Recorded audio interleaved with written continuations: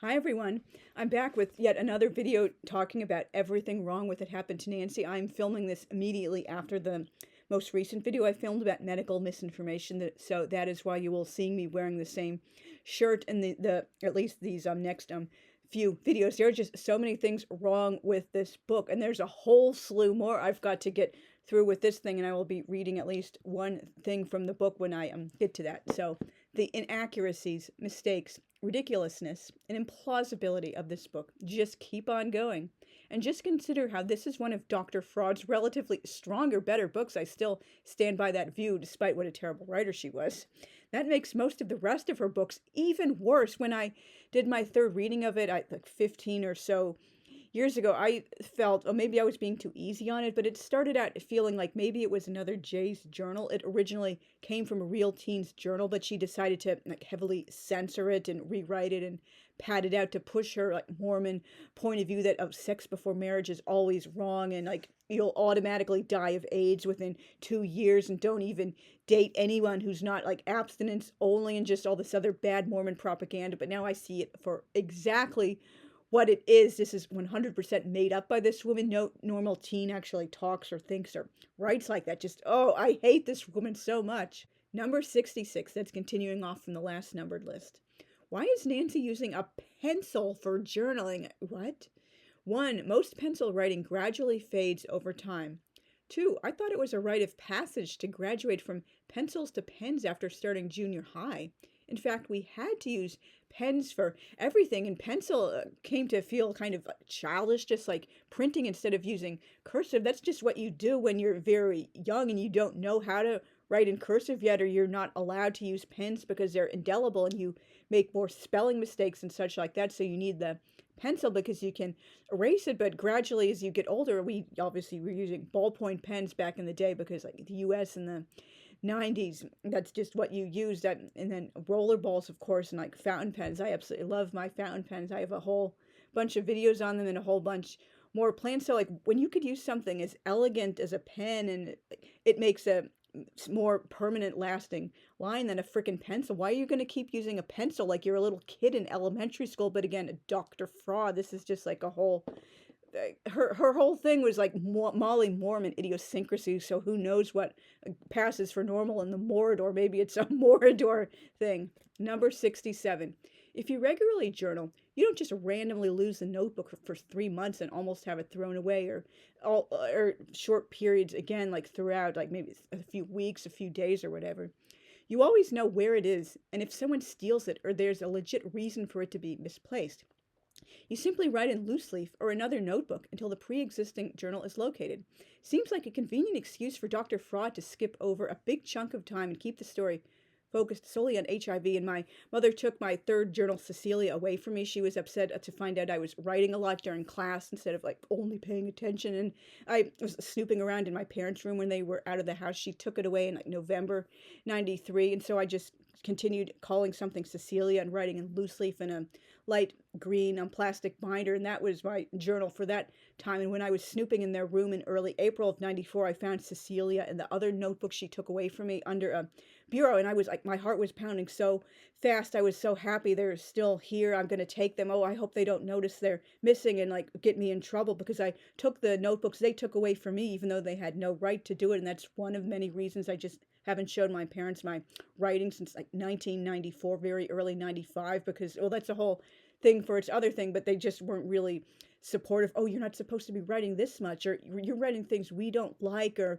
oh, this is disturbing us, or like you're not writing about goody goodies or short stories instead of long novels, or you're writing about things that disturb us because they're not puppies and glitter and rainbow and flowers. But anyway, I was journaling in something else, like loose leaf paper, until I got Cecilia back, and then obviously I went back to the notebook. And when I had filled her up completely, I went back to using the loose leaf in that same binder. I was just so attached to this like journal I called Cecilia, because this was a very dark night of my soul. But I did not personify her to the extent Dr. Fraud's characters do with their own journals. Like, I obviously knew Cecilia wasn't a real person. I wasn't having, back and forth conversations with her, talking to her like, oh, are you oh, wait, two girls can still be a gaggle, can't they?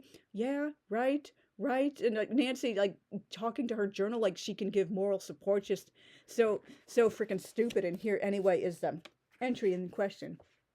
Sunday, January 6th, 11:11 a.m. Because you know it's not a Beatrice Sparks book without giving the time of date exactly for almost every entry. Dear Self, I hate how she calls her journal Self with a capital S. It's been over 3 whole months you've been gone. How could you ever have lost yourself in that stack of old magazines? Yeah, I wonder. That doesn't happen if you really know where your journal is and you like regularly, like it's important to you to journal every day or almost every day. You almost got thrown away, you know. What would we ever have done then? Thank goodness. Like, who uses the term thank goodness these days? It's kind of like a goody goody thing. Mom had me clean out the closet instead of Eleanor, who comes every 2 weeks. Of course, they need a maid because they're making nice bank. And whoever heard of a normal family in the modern era who doesn't have a maid because mentally in the 1950s?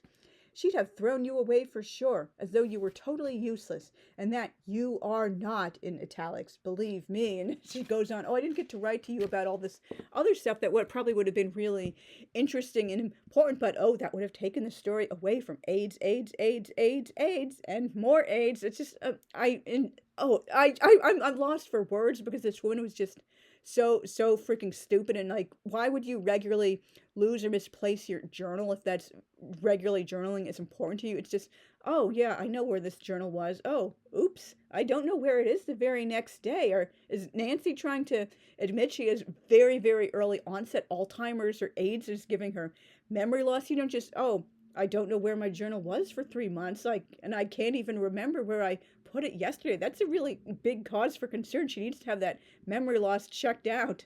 Number 68. Why is Nancy constantly writing in the middle of the night? Speaking from personal experience, an inverted sleep cycle leads to a lot of bad habits that are very hard to break. Particularly when I was in school, I couldn't have imagined regularly staying up almost all night and functioning on only an hour or two of sleep. Number 69, related to that. I call BS on Nancy being able to write by the mere light of a nightlight. Almost every kid is snuck reading in bed or, these days, scrolling on the phone after lights out, but a nightlight doesn't provide enough light to do that well. No wonder she gets an eye infection. Number 70. Nancy constantly calls her friends, acquaintances, and classmates the kids. That's not how a teen talks about her own peers. She'd say, for example, my friends or other people, or she'll say, oh, the kids have sent me a bunch of letters. I'm not sure I want to talk to the kids. Some of the other kids were playing tennis while Lou and I talked about waiting until marriage is precious, sacred, and holy while we were going canoeing at Red's Uncle Bill's mountain getaway during the summer when he sprung a full-on fundamentalist fire and brimstone evangelical church sermon on us about how we're all terrible sinners and we need to repent, just things like that. I don't remember, maybe just as a regional thing, but I don't remember ever in my journals or in speaking referring to my peers as the kids. Like, it's more like in surprise, surprise, an old over-the-hill Mormon. Oh, I'm trying to get down with the kids. I'm an old woman, and so therefore teenagers are kids to me. That's what it really sounds like. Number 71. Nancy and her gaggle are disgusting ridgers. Ugh. What teen in the history of ever hasn't rushed to a bathroom or water fountain, or an adult for that matter, when her clothes, or his clothes, got stained by food or mud? Who matter-of-factly walks around all day at an amusement park or goes out to the movies with ketchup and mustard stains on a shirt or mud stains on shorts? That's absolutely disgusting. And I mean, I know this isn't making fun, but pretty much like, wouldn't you think, oh, this person might be like mentally challenged or like escaped from the loony bin? Like, why are they like just walking around with like food stains all over them and not just like a little spot on their shirt there they can, spot clean? Maybe it's not worth it, or they're not near a water fountain, but a huge ketchup and mustard stain all over the top, or they fell in a mud puddle and there's a huge brown stain on the shorts. Particularly for a teen girl, she's going to be afraid, oh, people will think I had my period and there's a huge accident, but oh, I'm just going to walk around all day with mud. That's not a big deal at all. And Nancy also ruins her nice parrot pantsuit shirt that Mommykins got her for her 16th birthday, and oh, it'll blend in. No, it won't. That's just stupid. Here it is on page 167, and she also throws shade on a girl who, surprise, surprise, actually is bothered by getting her clothes and hair runked up instead of, oh, that's cool. I don't care. I'm messy. People are thinking I'm a ridger. I'm just going to walk around all day with that. The barbecue was mag, her stupid ass word for like good or awesome, which nobody real was using in the 90s in my recollection. Even though Elle did burn her arm on the grill, that's really concerning. And they had to stop and get ice and stuff. Oh, how horrible. I'm not making fun, but she's just acting like, oh, being burned isn't really that big a deal. Why would they think like they need ice and all that stuff? And Donnie's drink popped and showered his face and hair and got some on Delta, who is the prissiest thing in the world. You would have thought he had tarred and feathered her. She wanted to call her mom to come and get her so she could change her clothes. An entirely reasonable concern, Nancy. But Elle's mom finally cleaned her off and cooled her down. I spilled a mixture of mustard and catsup. She actually uses the old archaic spelling catsup instead of ketchup. Down the front of my shirt, as usual. Like, why are you regularly messing your clothes, Nancy, and walking around like that? That's just embarrassing. I would be humiliated if that had happened to me at any age. When it squished out the end of my hamburger. But Lou said it blended with my parrot feathers, and when I looked in the mirror, sure enough it did. Number 72.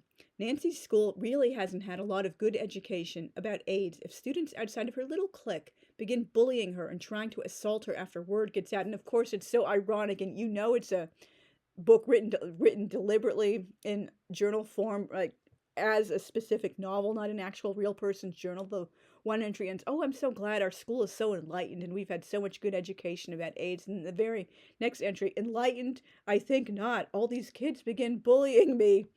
Number 73. The principal and school counselor convinced Nancy the boys were just being thoughtless, playful, and dumb, and that I have to rise above their childishness. Yeah, bullying is totes no big deal, and we can easily snap back from being mistreated.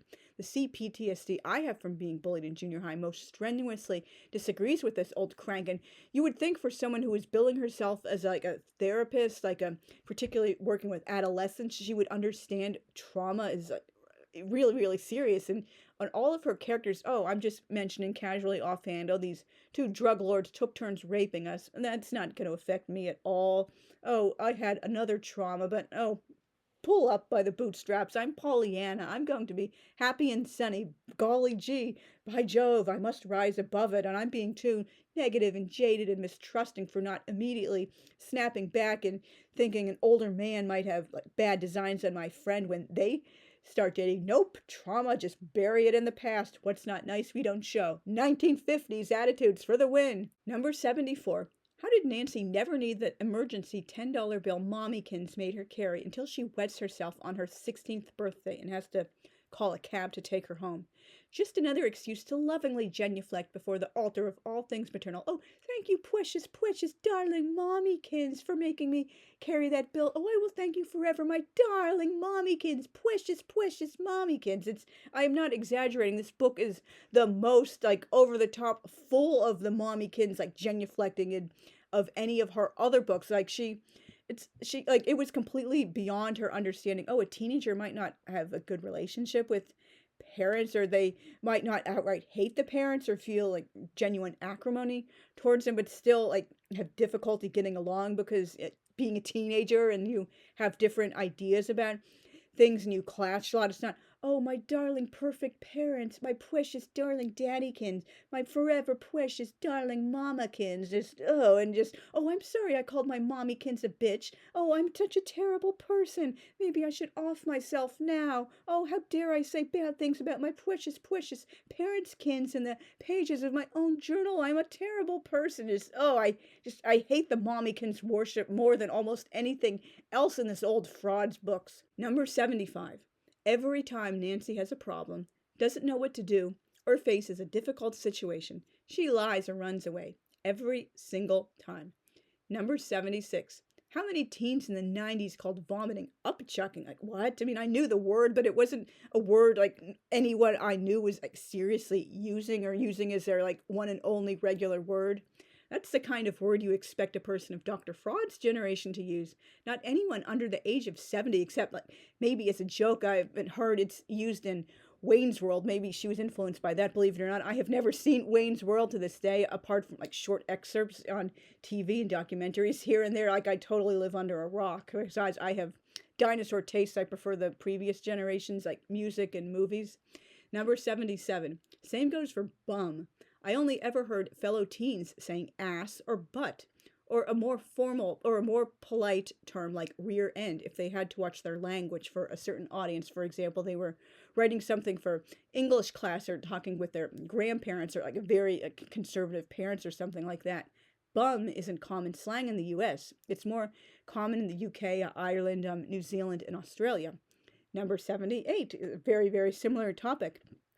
I also never heard anyone referring to defecation as going BM. Ugh. I always thought that was a ridiculous term for people too squeamish to use any of the earthier terms, which hopefully I don't have to provide here. You definitely know what the other terms for like defecation.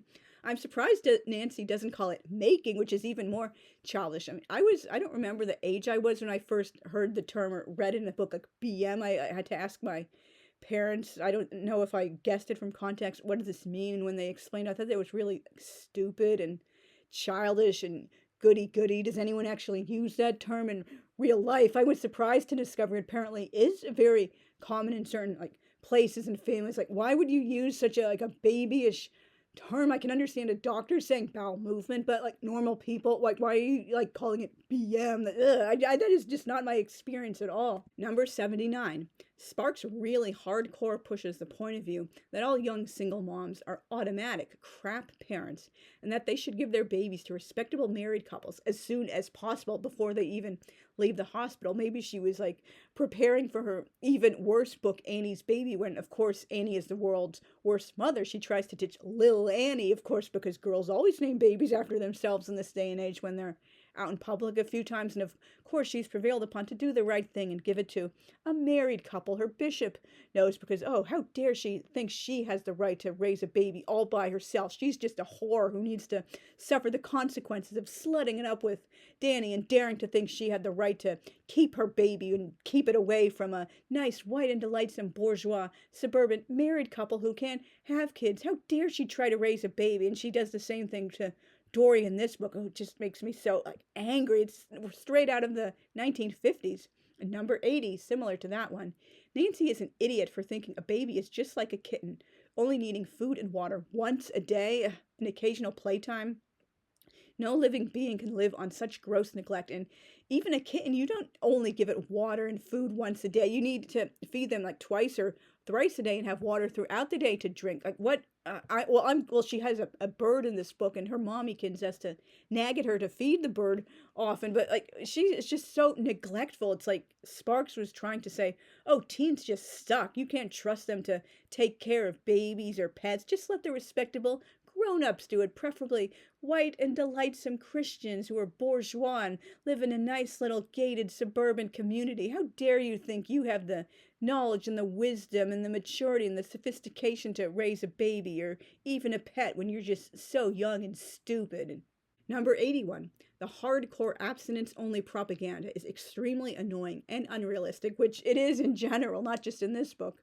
She couldn't conceive of any young, unmarried couples having sex without automatic dire consequences and regret. Number 82. Scarlett O'Hara's famous line is, "I'll think about that tomorrow," not "I'll worry about that tomorrow." Number 83. It must be nice to have a job where you can randomly take off on a last-minute 4-day beach vacation like Mommykins.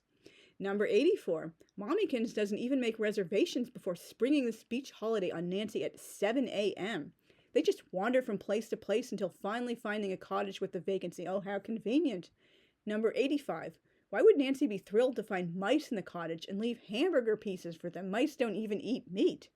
Number 86. And why does she and Mommykins find mouse dropping so hilarious they roll around on the bed crying with laughter? It's because funny or because Mommykins steps in it with her bare feet. Oh, hardy har hara, that's really thigh slapping in Morbot world. Oh, you stepped in mouse feces. I'm just gonna roll around on the bed crying and laughter. Like, you need to get out more if that's your idea of the height of hilarity. Number 87. Is there no other way to find a lead on Colin than by making Nancy look at a huge archive of yearbooks from every Abraham Lincoln Junior High School in the U.S.? Number 88. It's shocking to see the R word 4 times, both the full 8-letter form and the shortened 6-letter one. And I'm not going to like sit here and pretend I never used that word. Like back in the day, there was less awareness that you shouldn't use that word. It's a slur, particularly offensive because it used to be a medical diagnosis for intellectual disability, and you're using it as a synonym for like stupid and ignorant. What is that saying about how you think people with like intellectual disabilities are like? And it's just so ignorant. Particularly, again, she presented herself as a child or a teen, a psychologist, a therapist, clinical, working with like youth clinically and stuff, and she would just throw out the R word like a slur and like a, oh, I'm calling myself the R word because I think I'm stupid. Like, why would a supposed therapist do that? That's just so insensitive and just gross. Number 89. Another insensitive line is, I ate like a starving African. Like, seriously. Number 90. The most tragic thing in Nancy's life is the death of a dog she's only known for a few weeks. What? When she's been raped and is dying of AIDS? Like, seriously? Number 91. Apparently Nancy is a time traveler from the Victorian era, since when she writes the names of her imagined future kids with P.O.S. Lou, they're Little Lou Fulmark Jr. and Baby Nancy Fulmark. Ugh. Girls of the 90s, by and large, or even any decade like past like 1900, I would say, didn't dream of naming future daughters after themselves. And naming boys after their dads is much less common than it was 50 plus years ago. When was the last time you met a woman under the age of 80 or 100 who was named after her mother? Like, you just don't do that anymore. The only case where I could see it would make sense and feel like sweet is if, God forbid, the woman died in childbirth or like very soon after giving birth, and they want to honor the mother by naming the daughter after the mother. She will never know. But again, that's just such an archaic, outdated custom. Nobody really does that anymore. Number 92. She also, surprise, surprise, does the Mrs. Husband's full name thing and the Mr. and Mrs. Husband's full name thing. Gross. The 1950s called, and they want their passive form of identification back. That I never understood that. I realized most women don't have the view I have, that like my last name stays put if I ever get married, because like I've had this name like my entire life since I was born. Why would I want any name other than mine? But you know, like, you do you, make your own choices. But if you're going to take your husband's name, why wouldn't you like actively identify yourself as like woman's name, new last name, instead of slapping Mrs. in front of your husband's name? That's just a man's name with the title Mrs. in front. That's just, and that women still do this thing, like, that's so 1950s. It just makes me cringe and makes me feel sad for all these women written out of existence in all these old newspapers and movies and magazines and books and such. Number 93. During one hospital visit, Nancy journals on a paper bag. Dr. Fraud also did this in Go Ask Alice. No one is that devoted to journaling every day. They write on paper bags and napkins and then keep those desperation entries and assemble them into a journal. Seriously, if you have that much presence of mind to keep journaling every day and keep track of all those like desperation napkin, paper bag entries, why can't you get yourself into rehab or do other serious things? Oh, I'm on drugs, but I'm just going to keep journaling. Like, it's either one or the other. If you're so strung out on drugs, why are you bothering to keep a daily journal or even keep those entries when you're running around from place to place and homeless? Number 94. Nancy orders a hamburger with onions when she's on a date with Lou, though she hates onions and wouldn't have done it with her gaggle. Nice job making yourself a total doormat for that sexist, controlling prick. I hate Lou so much. Number 95, as I mentioned in a previous video. Lou has had his hang-up about sex since age 10. He barely understood what it was, but knew it was something bad since it made his parents divorce. That's not a normal thought process to carry into adolescence. And here it is right on page 76. Anyway, Lou's letter made me so sad that an adult could never understand or feel the saddest. It's a typical teen thing to think. He told me that when his parents had said they were going to divorce, right then and there he made a commitment, so unbelievable, solemn as it could be, that he would never have sex until he was married. Totally unbelievable. He had heard that word sex over and over between his parents, and even though he was only 10 and didn't really understand what sex really meant at that point, he knew it was the thing that had destroyed his family. His dad was having sex with other women, and with his mom sick and all, it was really dreadful. Dreadful in italics. Dreadful, italics in all caps. He wanted to somehow make them, in italics, feel the pain in italics. As it was, they seemed to feel only the anger. That is completely unrealistic, unbelievable, particularly a 10-year-old. It's just Oh, just don't have sex until you're married. That's such obvious Mormon propaganda. I am not buying any of this garbage. Number 96. Lou is written as this cartoonishly perfect guy, active in so many sports, clubs, student orgs, and the school newspaper, and like president of his class or whatever, as well as taking care of his disabled mother, being active in church, seriously thinking about his future with the mind of a 50-year-old instead of a normal teen boy. Are we supposed to believe this? It's just it's such a cartoonish trope. That's not any real teen ever. It's like a really badly written like teen movie from the 80s or something, or a fan fiction, or just a story you write when you're still learning how to write. Oh, my boyfriend in this book is going to be, oh, he's president of every single club and he plays 10 sports, and that's so realistic. No, it's not. You usually choose maybe like 2 sports or so, or maybe a couple of clubs. You're not active in every single thing, even unless you're being pushed by your parents to be an obnoxious overachiever. Number 97. After Lou's meltdown and public scene of dragging Nancy down the streets till they find a church at night, after he and Nancy go almost go all the way, he coldly tells her they won't see one another for 3 weeks. And Nancy sadly but matter-of-factly accepts this huge red flag and eagerly awaits their reunion. I'd use that time to find a better boyfriend. Number 98. As aforementioned, Lou talks and thinks like no teen boy I've ever known or known of. What boy, for example, seriously thinks about having a career instead of a job, puts together a support system for a knocked-up friend, because she'll really need support and help now that she's pregnant, no matter what she chooses, or calls his uncles, and this is a direct quote, fantastic father figures financially, socially, spiritually, and family-wise. He talks like a 70-year-old Mormon official at General Conference. Number 99. Nancy constantly throws shade on any kind of sex that's not as vanilla as possible. For example, she's disgusted at the animalistic and cannibalistic sex and kissing in a porno she and Elle saw, and wistfully longs to someday make love with the hideous Lou.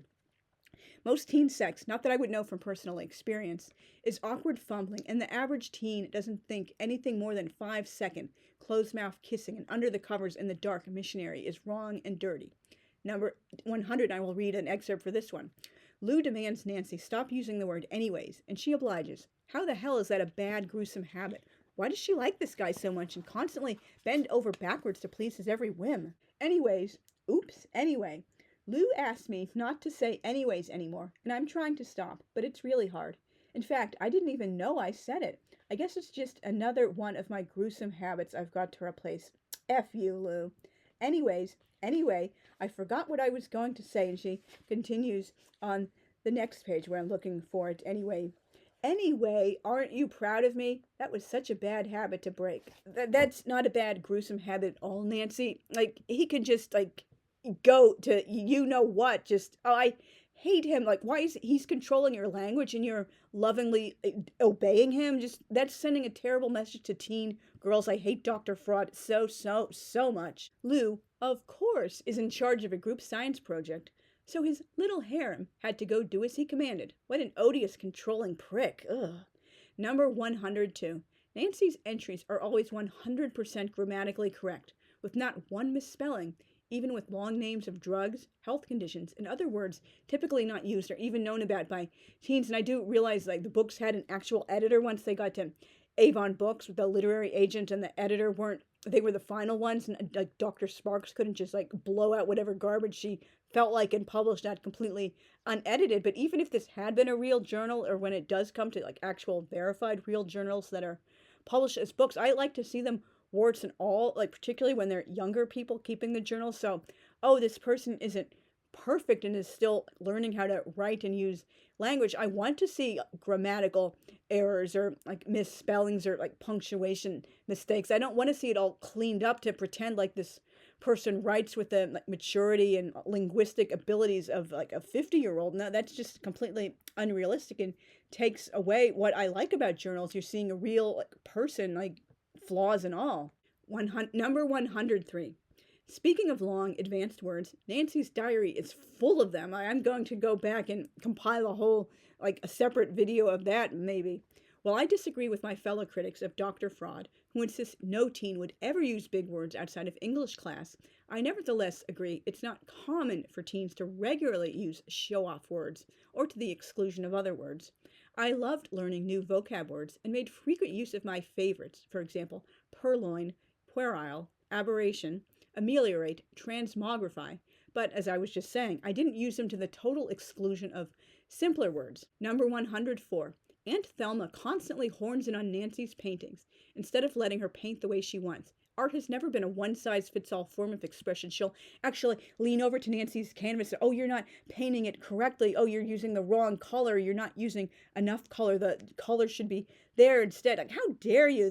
I would be so pissed if an art teacher ever tried that crap with me. Oh, you have to paint exactly the way I do. If you want to paint a little more, like, less realistically, or you want to do abstract art, oh, that's just horrible. You have to paint exactly 1,000,000% the way you see it, and you can't start painting until you have this perfect mental picture in your mind. Nancy references that several times through the book as a good thing, but real art isn't 100% perfect, and there, even if it is like very true to life in a still life or something, a portrait like that, it's still not going to be 100% as the person or the scene, the flowers, whatever are in nature. That's just the nature of art, and Aunt Thelma is just a judgmental little prick. Oh. Number 105. Catsup, C-A-T-S-U-P, is a really outdated spelling. I've only ever seen ketchup, K-E-T-C-H-U-P, in the modern era. Number 106. Mommykins often has to nag at Nancy to feed her bird Empirical. Yes, that's the real bird's name, Empirical. I would expect no less from someone who thinks you only have to feed and water a kitten once a day. Number 107. Empirical is a bright orange and yellow bird who crashed into a glass door. Assuming he's a wild bird instead of a domestic species who got lost or was irresponsibly abandoned, like set free into nature when the kids got bored, why wouldn't Nancy and Mommykins contact wildlife rehab? Are we supposed to believe, oh, it's a cockatoo or something like that, or a zebra finch just flying around? Like, or if they did recognize that was a domestic bird, pet bird species, why wouldn't they contact someone? Oh, maybe someone is missing a bird or something, or just turn him over to the Humane Society. They do have, no, they don't just have dogs and cats in many places. They also, have lost or like turned over birds and bunnies and such like that. Mommykins also comes in late to work and gives Nancy an excuse for being late to school so they can set up a nest and things like a water bowl before the pet store opens. Number 108. Dory calls her daughter, whom she of course obediently gives up for adoption, like a good little whore who got knocked up out of wedlock, as Dr. Sparks would call her, Little Dory. Again with the girls naming babies after themselves. The noxious Annie of Annie's Baby does this too. Number 109. What kind of school doesn't provide receptacles for girls to put used menstrual products into? What century is this? Nancy flushes her tampons, despite signs warning against it, since it would just be too humiliating and degrading if she carried the dirty tampons in a plastic bag in her purse all day. She did that once and was terrified it would fall out in front of everyone. Nice job perpetuating menstrual stigma, Dr. Fraud. Number 110. Nancy says Lou wouldn't let her have an abortion or give the baby up for adoption if he knocked her up. It's not his damn body. What an absolutely vile, controlling, red flag dripping POS. Thank you very much for watching. Please leave a comment. Let me know, have you read any of this fraud's other books, or this one in particular? What do you think of literary fraud in general? I will come back with a couple more videos talking about even more things wrong with this book. I don't think they will be quite as long as this video. So I'll see you guys very soon. Thanks again for watching. Bye.